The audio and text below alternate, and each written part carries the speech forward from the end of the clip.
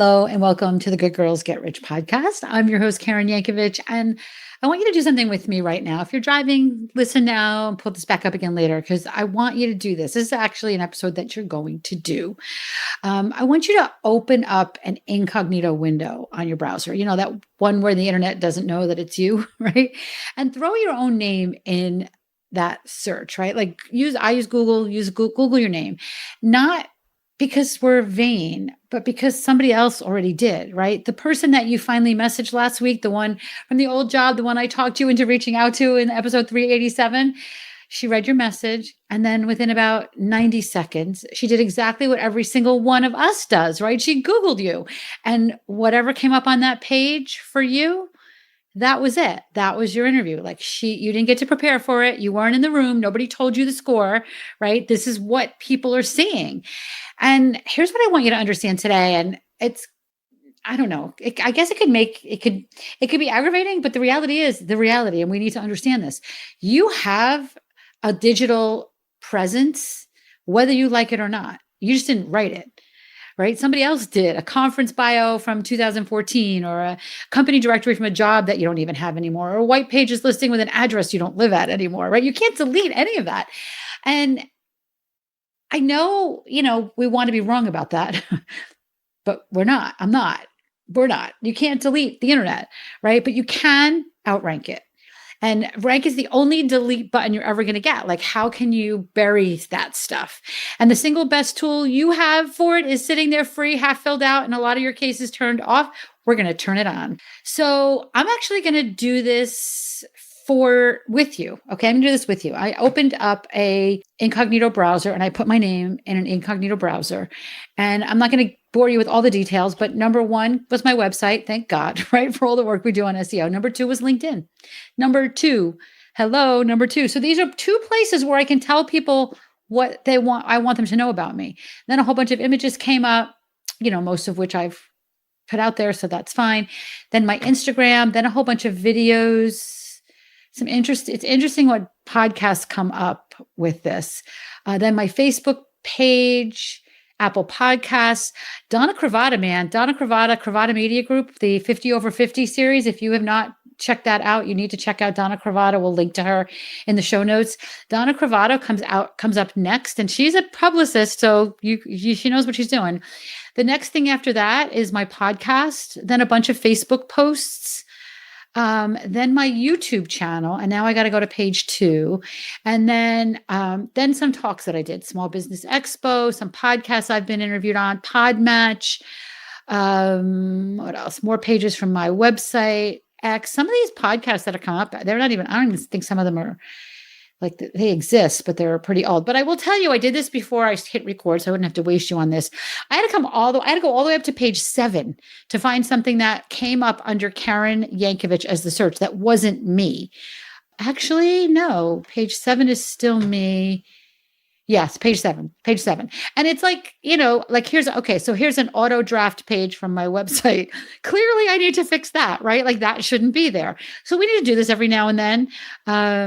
Most of this stuff is about me, but I tell you this to say, this is why I am such a big fan of borrowed stages, right? Every stage you get to borrow tends to contribute to your digital footprint, right?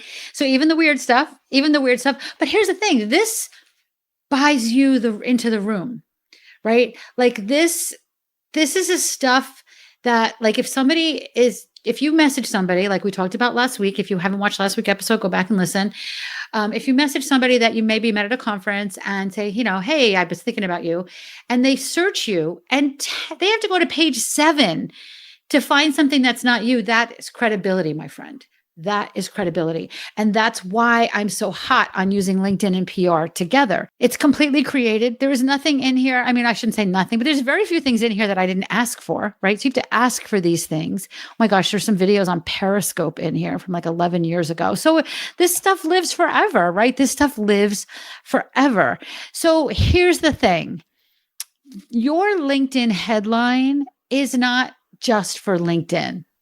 It's the blue link that a stranger is going to read on Google before they're deciding if you're worth investing 5 more seconds of their time and checking out, right? LinkedIn hands you, I think it's like 220 characters for a headline. Google's going to show you maybe a third of that, and your name eats some of that. So realistically, the first 30 or 40 characters of your headline is your entire billboard on the busiest street on the internet, right? The busiest street on the internet. And what do most people have on there? Founder, speaker, CEO, coach, consultant, lifelong learner, right? Like these are resumes for robots, right? Not for somebody that really wants to get business. I want you to get business from this. And that's why I do this show. And that's why I'm so passionate about helping you just make these little tweaks. These are not big tweaks, these little tweaks so that your profile is doing some of the heavy lifting for you. I mean, listen, maybe you spent all day Tuesday creating a post, which I hope you didn't, but a lot of people do. And a post has a shelf life of about, what, a day? Your profile has a shelf life of forever, right? It's the second thing that came up on an incognito search on Google for me. And I'm guessing it's going to be the same for you because I do this for a living and I do this a lot with people. One of those two things is still working for you at 11 o'clock on a Sunday in 2035, right? And it's not the post. It's not the post. So, you've heard me talk a lot about borrowed stages. Let's look at LinkedIn. Your LinkedIn profile is a borrowed stage, right? It's a borrowed stage on Google, the biggest platform on flipping internet, right? LinkedIn has authority on Google that you cannot buy, you cannot build, you cannot outblog, you don't have to earn it, you just have to claim it.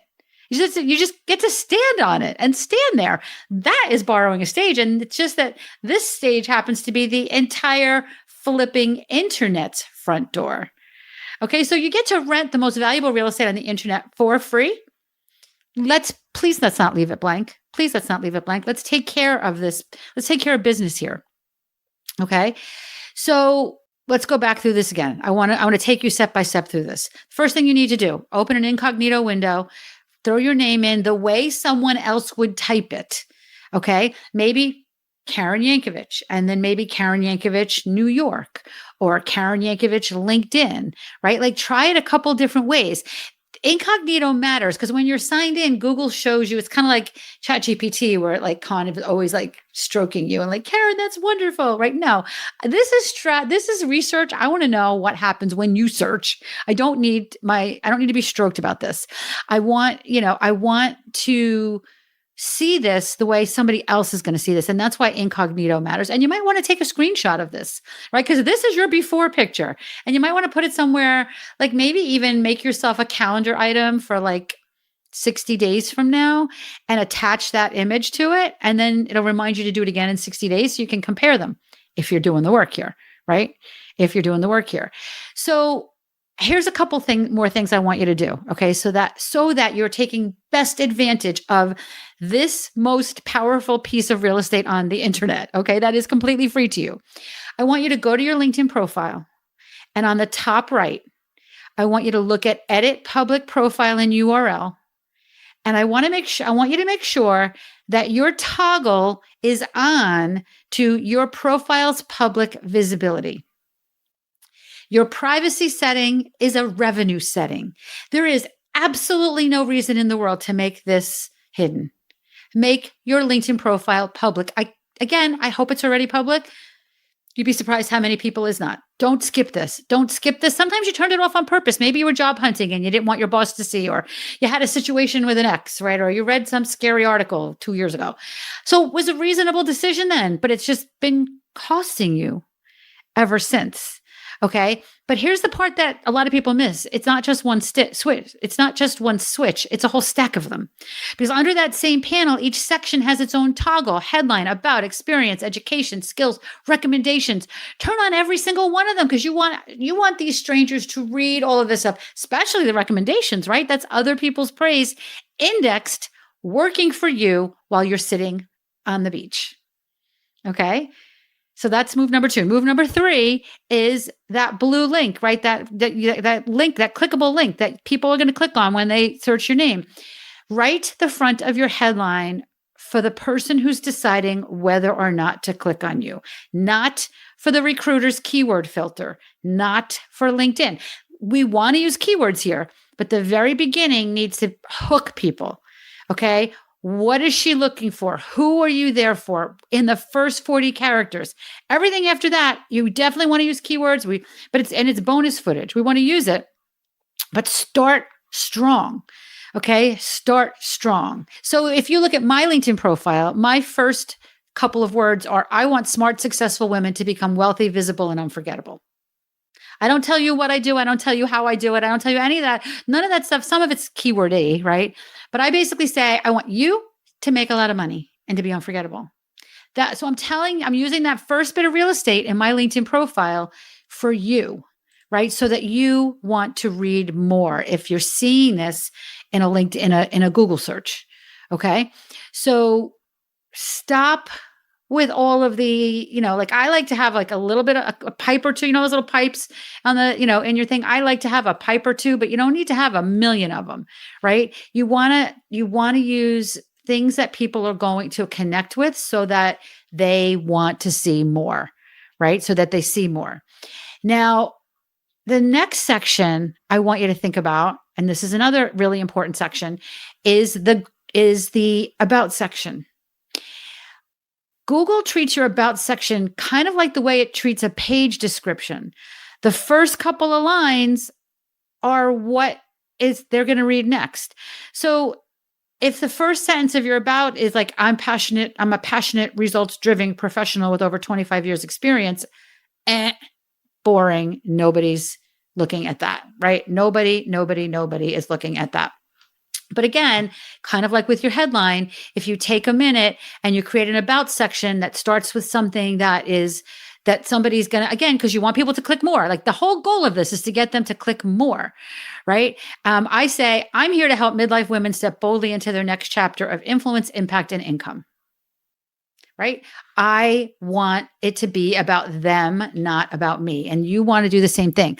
This is a doorway to the next step, not a dedication page to all the things that you've ever done, right? So who you are, what you want, how you help people. The next thing I want you to think about is the custom URL. If you look at the top of your profile and it says linkedin.com/in/Karen Yankovich 4327962, nobody's typing that. Edit your custom URL. It's very easy to do. It's in that same panel. Edit custom URL, use the pencil icon, type in your name and save it. I would not do things like Coach Karen or anything like that because, again, you want it to be unique to you. So use your first and last name. If that's taken, add a middle initial. If that's taken, add first name, last initial. Try to get as close to your name as you possibly can. Because you know what? You might not be a coach in a couple of years. You might be consultant Karen. All right. So be mindful of that and try to have your LinkedIn URL because it should be your name. It should be the same thing you have across all your social media. Okay. If you've been married or divorced, or you went back to different names, you might have multiple internet identities, right? And they're kind of splitting the vote here. So you want to make sure we're talking about LinkedIn right now, but keep in mind this works everywhere else. Use the same name everywhere. Pick the name you do business under. Pick it once. Use it everywhere. LinkedIn, use it on LinkedIn. Use it on your site. Use it on your speaker bio. Use it in your byline, your email signature. You are not findable under 3 names, right? So choose one that you're going to get paid under. Okay, so I want to just give you some examples of some people, and these are straight off of my LinkedIn profile, so you can check this out. But Kara Gubbins, who I haven't talked to in forever, but is a friend of mine, basically wrote me a LinkedIn recommendation that says, as I beefed up my profile, LinkedIn kept moving up Google searches. Now it's number 2, just below my main website. Now if someone searches me and looks at my LinkedIn profile, they'll be getting the best, most accurate, most complete information about me. The best, most accurate, most complete information about me, right? Beautiful. Not my words, Kara's words.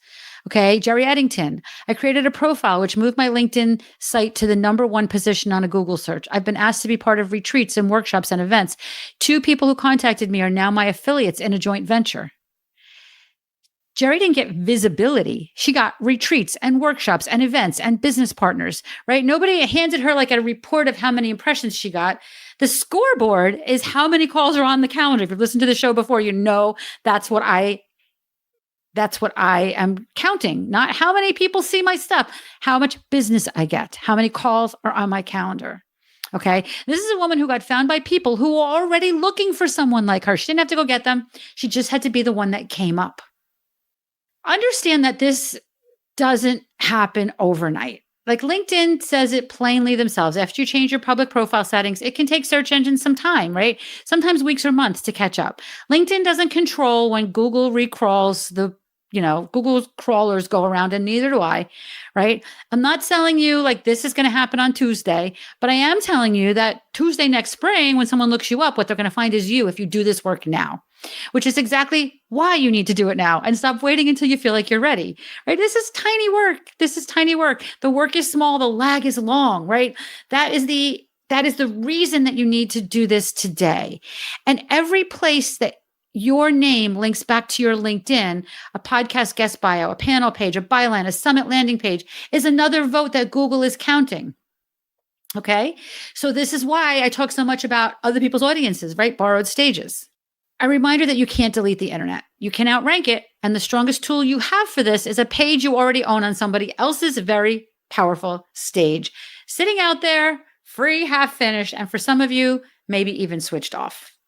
So 2 things, both of them are under 5 minutes. 1, go turn that switch on, edit public profile and URL, public visibility is on, turn on every section you want your strangers to read, right? 2, rewrite the first 40 characters of your headline for the woman or the man or whoever it is that you want to hire you, is when they're deciding whether or not to click, write it for them, not for the algorithm, not for a recruiter. And that's it. That's all you need to do today. Not a full rebrand, 2 little settings, right? 2 little settings in 1 sentence. I want you to notice one thing about this episode today. Everything that worked in this episode worked because you were standing on someone else's authority instead of trying to build it from zero. That's Google. That's LinkedIn. That's a podcast. That's a stage, right? It's the same move every single time. And that's the whole thing I teach in I Borrow the Stage Masterclass. It's completely free. It's about an hour. And it's how you get seen on audiences that already have your people in them and turn them into the work you actually get paid for. It's on demand. You can watch it right away. Go to she'slinkedup.com/masterclass and check it out. The link's all over the place. Understand that now that your prospects, your perfect people can find you, we probably should talk about what happens after somebody puts you on that stage and why so many women walk off with it with a nice screenshot and nothing else. So I'm going to talk about that next week. So don't forget about that, and I will see you there.